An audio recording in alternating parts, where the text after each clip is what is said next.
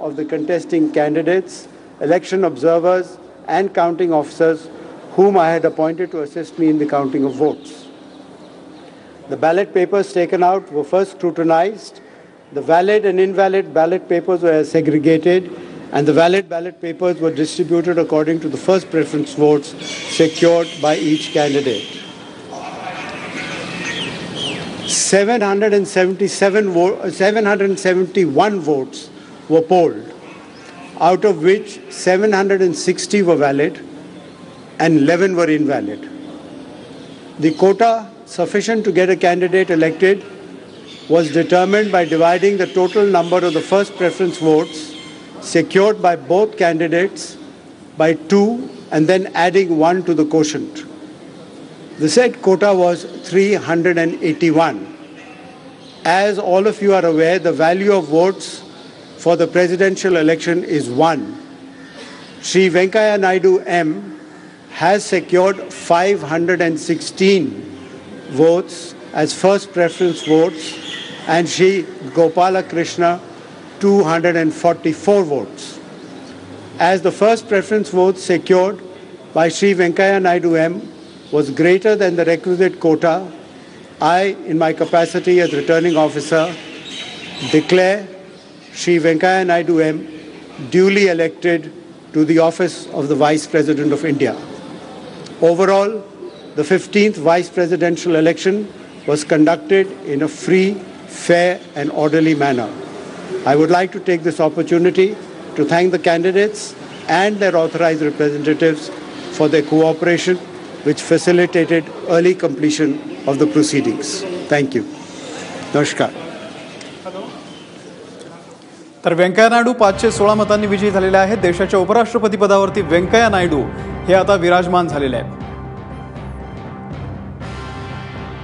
व्यंकय्या नायडू 516 मतांनी विजयी झालेले आहेत. आताची मोठी बातमी आहे, आज दिवसभरामध्ये उपराष्ट्रपती पदाची निवडणूक झाली, मतदान पार पडलं आणि देशाच्या उपराष्ट्रपतीपदी आता व्यंकय्या नायडू यांची निवड झालेली आहे. आताची मोठी बातमी आहे, देशाच्या उपराष्ट्रपती पदावरती व्यंकय्या नायडू यांची निवड झालेली आहे. 516 मतांनी ते या ठिकाणी निवडून आलेले आहेत. व्यंकय्या नायडू यांना 516 मतं मिळालेली आहेत आणि आता देशाचे उपराष्ट्रपती म्हणून त्या ठिकाणी ते निवडून आलेले आहे. गोपाळकृष्ण गांधी यांना 244 मतं मिळालेली आहेत.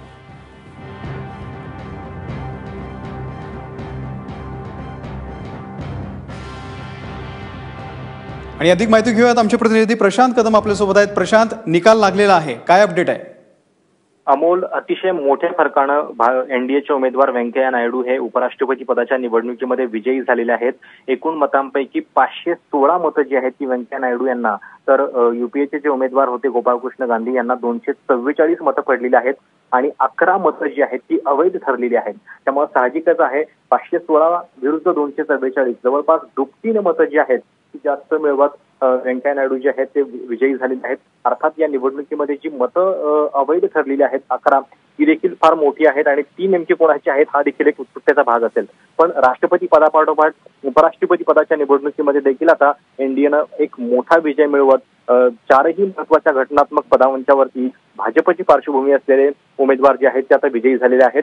10 ऑगस्टला हमीद अन्सारी यांची कारकीर्द संपते आहे आणि त्याच्यानंतर 11 तारखेपासून व्यंकय्या नायडू हे भारताचे उपराष्ट्रपती असतील आणि राज्यसभेचे सभापती या नात्याने ते राज्यसभेचं सगळं कामकाजही त्यानंतर चालवतील. लोकसभेपाठोपाठ राज्यसभा हे सदन देखील त्याच्यामुळे भाजपच्या हाती येईल, कारण आपण काल परवाच पाहिलेलं आहे की भाजप हा राज्यसभेतला सगळ्यात मोठा पक्ष नुकताच बनलेला आहे. 58 खासदार भाजपचे झालेले आहेत आणि स्वातंत्र्यानंतर हे पहिल्यांदा होत होतं की राज्यसभेमध्ये भाजप नंबर 1 बनलेला आहे. आणि त्याच्यामुळं उपराष्ट्रपती पदाच्या पाठोपाठच हे असे घटनात्मक बदल जे आहेत ते देखील मोदींचे हात राज्यसभेमध्ये मजबूत करतील. कायद्याच्या दृष्टीने जर पाहायचं म्हटलं तर नवीन विधेयक बनवताना जी अडचण काहीशी राज्यसभेतल्या संख्याबळामुळे येत होती ती आता दूर होणार आहे. आणि व्यंकय्या नायडू यांचा एकूण अनुभव पाहता 40 वर्षांची त्यांची राजकीय कारकीर्द आहे, अनेक महत्वाच्या पदांच्यावरती काम केलेलं आहे आणि राज्यसभेचे सभापती म्हणून ते दोन्ही पक्षांचा एक दुवा म्हणून काम करतील. सरकारची कोंडी फोडण्यासाठी त्यांचा जो अनुभव आहे व्यंकय्या नायडू यांचा संसदीय कामकाजाचा तो देखील लक्षात घेता भाजपचा पुढचा मार्ग जो आहे तो आणखी मोकळा होताना दिसणार आहे. प्रशांत, मात्र काँग्रेसला जी 244 मतं मिळालेली आहेत गोपाळकृष्ण गांधी यांना, त्याचं विश्लेषण तुम्ही कसं कराल? अमोल, खरं तर हा यावेळी म्हणजे राष्ट्रपती निवडणुकीच्या तुलनेमध्ये उपराष्ट्रपती निवडणुकीमध्ये थोडंसं ऐक्य जपण्यामध्ये विरोधकांना यश आलेलं होतं. कारण जे नितीश कुमार राष्ट्रपती निवडणुकीच्या वेळी मोदींच्या बाजूला होते, जे बिजू जनता दलाचे नवीन पटनाईक राष्ट्रपती निवडणुकीवेळी मोदींच्या बाजूला होते, ते यावेळी मात्र युपीएच्या बाजूला होते. कारण गोपाळकृष्ण गांधी यांचं नाव असं होतं की मुळामध्ये हे नावच नितीश कुमार यांनी सगळ्यात पुढे आणलेलं होतं आणि त्याच्यामुळं नितीश कुमार यांना वचन आपलं पूर्ण करावं लागलं. सध्या जरी ते भाजपसोबत असले, एनडीएच्या गोटात असले, तरी त्यांनी हे स्पष्ट केलेलं होतं की बाजू बदललेली असली तरी गोपाळकृष्ण गांधी यांना दिलेलं वचन आपण पूर्ण करणार. आणि तशीच भूमिका काहीशी बिजू जनता दलाचे नवीन पटनाईक यांनी घेतलेली होती. म्हणजे हे दोघेही नेते असे आहेत जे राष्ट्रपती पदाच्या वेळी एनडीएच्या बाजूने होते, मात्र आज त्यांनी काँग्रेसच्या बाजूने म्हणजे युपीएच्या उमेदवाराच्या बाजूने मतदान केलेलं आहे आणि त्याच्यामुळे 244 हा आकडा जो आहे तो थोडासा समाधानकारक, म्हणजे ठीक आहे मोठा विजय असला तरी काँग्रेसचा आकडा जो आहे तो यावेळी वाढलेला आहे. कारण या दोघांनी दिलेली साथ, जर आपण काँग्रेसच्या म्हणजे काँग्रेसचे एकूण खासदार जे आहेत लोकसभेतले ते 44च आहेत आणि त्याच्यामुळं 244 मतं जी आहेत ती विरोधकांसाठी काही सन्मानकारक म्हणता येतील आणि राष्ट्रपती निवडणुकीच्या तुलनेमध्ये यावेळी ऐक्य जे होते विरोधकांचं ते देखील बऱ्यापैकी होतं. प्रशांत, मात्र आता बघा उपराष्ट्रपतीपदी, राष्ट्रपतीपदी, त्याचबरोबर राज्यसभेच्या अध्यक्षपदात सुद्धा आता भाजपचे जे आहेत ते व्यंकय्या नायडू आलेले आहेत. तर आता एकंदरीतच भाजपची शक्ती दिल्लीमध्ये वाढलेली आहे असं म्हणता येईल का? नक्कीच अमोल, म्हणजे ज्या दिवशी प्रणव मुखर्जी हे आपल्या पदावरून पायउतार झाले 25 जुलै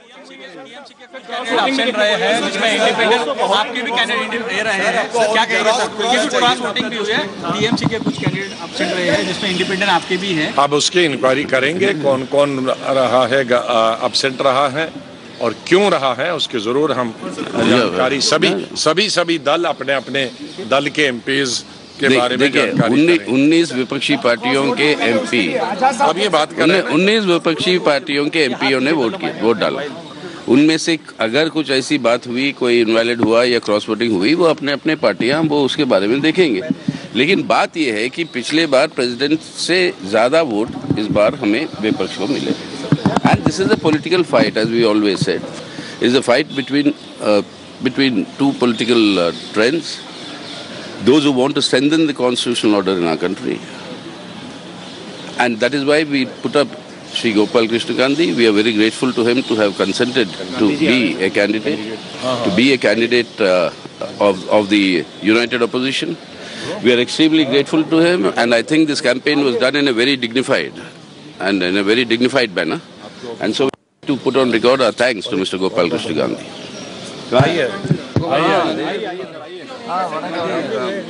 हम ऊपर आए थे आपको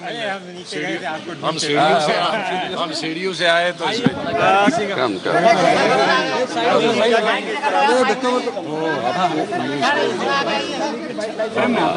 प्रेसिडेंट से 19 वोट ज़्यादा.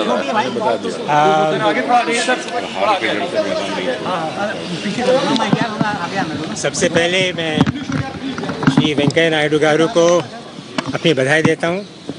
Congratulate him on his victory and wish him all the best in his new office of Vice President of all the sections of India.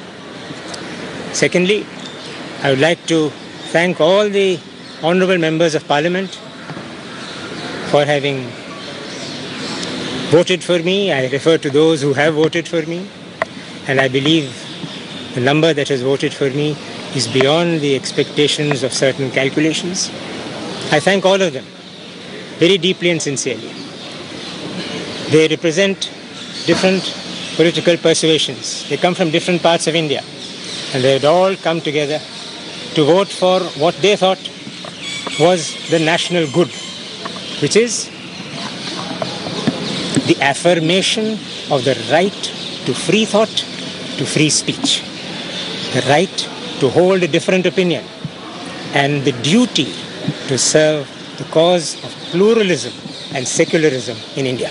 I thank all of them.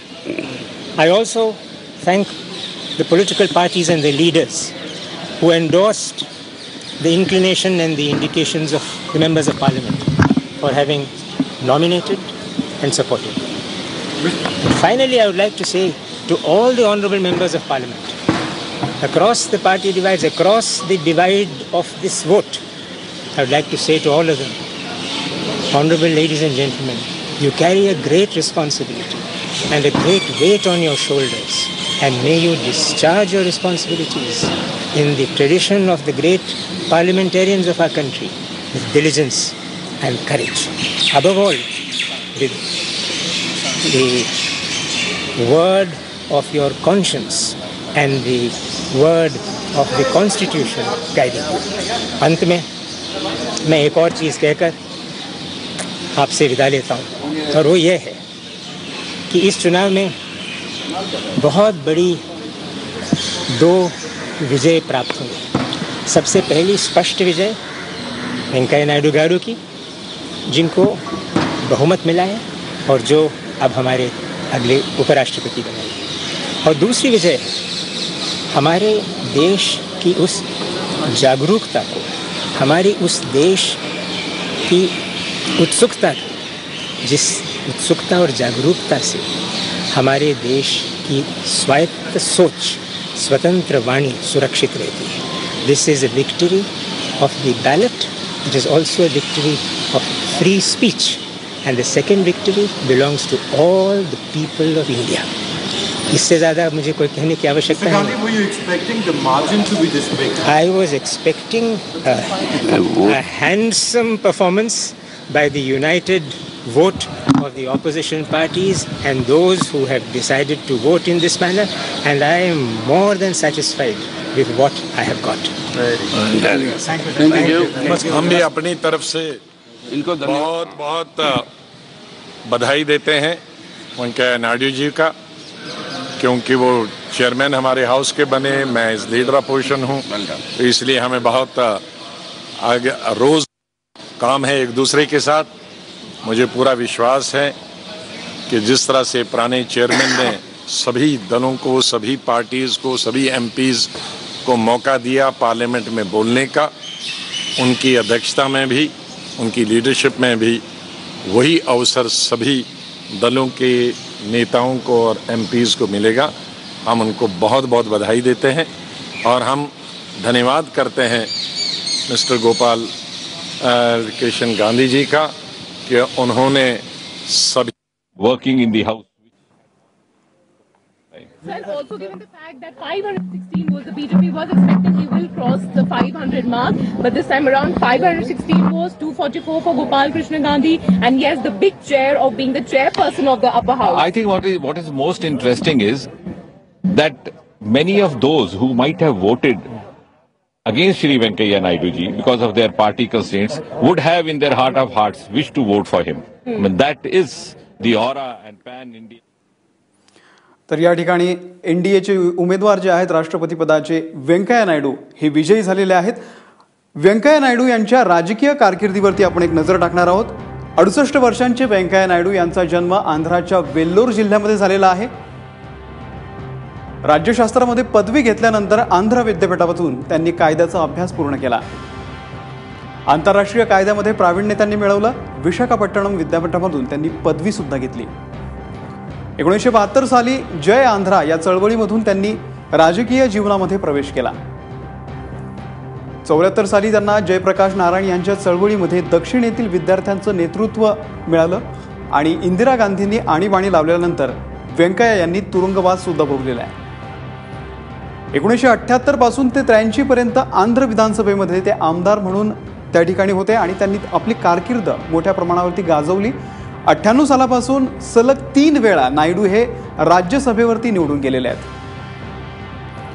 1999 साली अटल बिहारी वाजपेयी यांच्या मंत्रिमंडळामध्ये ग्राम विकास मंत्री म्हणून सुद्धा त्यांनी काम पाहिलेलं आहे।